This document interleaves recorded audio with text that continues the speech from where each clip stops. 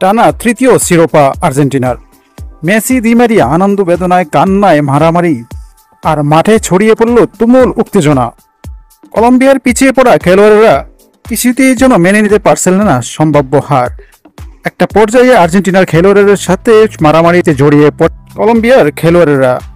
প্রথম 90 মিনিটে গোলশূন্য ড্র হলে ম্যাচটি পুনরায় আবার আধা ঘন্টা খেলানো হয়। ইনজুরির কারণে মেসিকে প্রথম 60 মিনিটের মাথায় তুলে নিয়েছিল।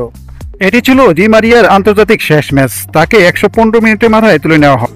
ফ্রিকিক থেকে অবশ্য আর্জেন্টিনা একটি গোল করেছিল, কিন্তু সেটা অফসাইডে পরিণত হয়েছিল। 112 মিনিটে বাঁ প্রান্ত থেকে রদ্রিগো দি পলের পাস মাঝমাঠে খুঁটে নেয় লিওপার্ড দি লোসেলকে।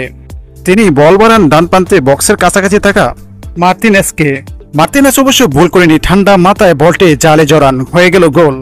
1-0 গোলে শেষ পর্যন্ত বিজয় তুলে নেয় আর্জেন্টিনা। এ নিয়ে 16 বার হলো আর্জেন্টিনা কোপা চ্যাম্পিয়ন। ইউরো কাপে অবশ্য স্পেন ইংল্যান্ডকে 2-0 গোলে হারিয়ে চ্যাম্পিয়ন হয়েছে। তো ফুটবল এবং ক্রিকেটের সব ধরনের খবর পেতে চ্যানেলটিকে সাবস্ক্রাইব করুন। আল্লাহ হাফেজ।